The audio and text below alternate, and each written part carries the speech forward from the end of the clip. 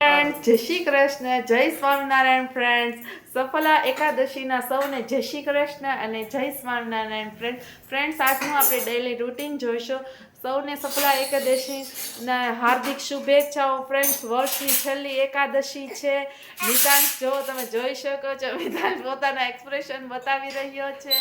બધાને કહી દે જય શ્રી કૃષ્ણ, જય સ્વામિનારાયણ ફ્રેન્ડ્સ. હવે આગળ જોઈએ આપણે. અત્યારના શું કરી રહી છે? બસ જો રોટલી કરી રહી છે. અત્યારના ફ્રેન્ડ્સ કિચનમાં રોટલી થઈ રહી છે. ગરમા ગરમ ફુલકા રોટલી બની રહી છે. ત્યારબાદ બટેટા બફાઈ ગયા છે. ફ્રેન્ડ સફલા એકાદશી છે તો અમીષાએ એકાદશી કરેલી છે.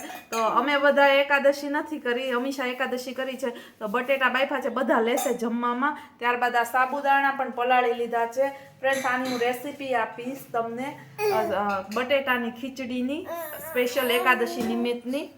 જઈ રહી છે તું? રામ મંદિરે દર્શન કરવા અને આ બધો કચરો નાખવા માટે ભૂકી બધું અમે ઉપર રહીએ એટલે નીચે નાખવાની તકલીફ થાય એટલે મમ્મી આ છાપું લઈને નાખવા જઈ રહી છે. રામ મંદિર દર્શન કરવા જાય છે. મમ્મીને નિયમ જ છે. કઈ સુવિચાર દેવો છે આજનો? આજનું કામ આજે કરવાનું, કાલનું કામ કાલે કરવાનું. ફ્રેન્ડ સુવિચાર તમે સાંભળી જ લીધો. આજનું કામ આજે કરી નાખવાનું, પેન્ડિંગ નહીં રાખવાનું. એમ કઈ કાલે કરશો એવી રીતના નહીં, આજનું કામ આજે જ કરી રાખવાનું. જમરૂખનું શાક છે તો આ મરચા પહેલા તળશો, ત્યારબાદ આ જમરૂખના બિયા કાઢી નાખ્યા છે અને આજે જમરૂખનું શાક બનાવવાનું છે. અમીષાએ જમરૂખ સમારી દીધા છે. આજે જમરૂખનું શાક મેં ફ્રેન્ડ્સ એની રેસીપી તમને આપી જ દીધી છે જમરૂખના શાકની, એટલે હું આપીશ નહીં. જમરૂખ મરચાનું શાક બનશે ફ્રેન્ડ્સ આજે.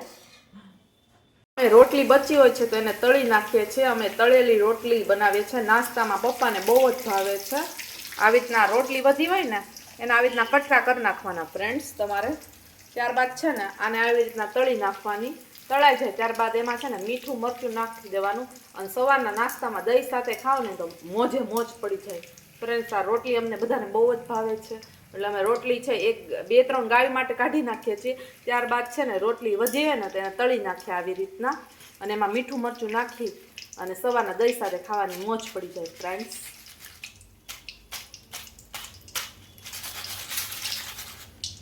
આપણી રોટલી તળાઈ ગઈ છે, તમે જોઈ શકો છો.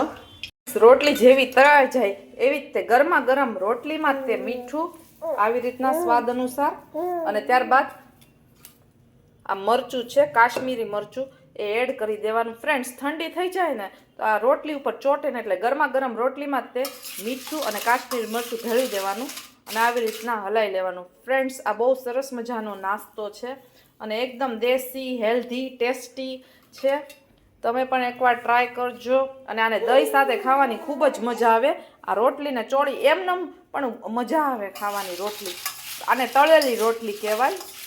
આવી રીતના ત્યારબાદ મિક્સ કરી દેવાનું. ગરમા ગરમમાં જ કરવાનું. ઠંડુ થઈ જાય તો આ મસાલા ચોટે નહીં. આ જો ફ્રેન્ડ્સ તમે જોઈ શકો છો આ મસાલો ચોટી ગયો છે. જો મરચું ને મીઠું ને આપણે એડ કરતું જવાનું અને મિક્સ કરી દેવાનું. એકાદશી છે તે બટેટાની સૂકી ભાજી બનાવવા માટે બટેટાને બાફી નાખ્યા હતા.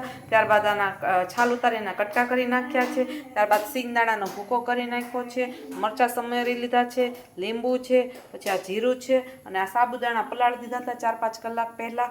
તમે જોઈ શકો છો ફ્રેન્ડ્સ. અત્યારના આપણે તેલ ગરમ કરવા મૂકી દીધું છે એક કઢાઈમાં. તેલ ગરમ થઈ ગયું છે એટલે આપણે એમાં જીરું એડ કરીશું. ત્યારબાદ આ મરચાં એડ કરીશું.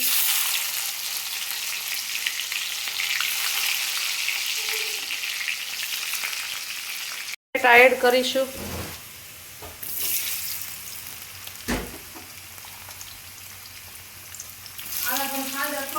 સાબુદાણા એડ કરશો એટલા સાબુદાણા લીધા છે.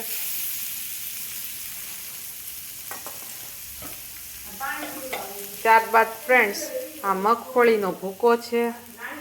આ મિક્સર જારમાં મેં ગ્રાઇન્ડ કરી લીધો હતો એને એડ કરીશું.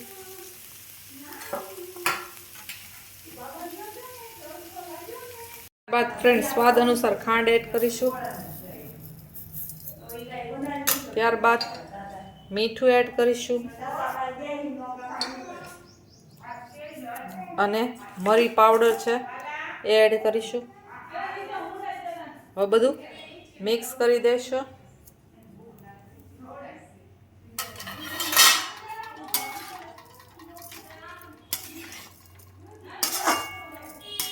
ધીમા તાપે આપણે બધી વસ્તુ આવી રીતના મિક્સ કરી દેવાની.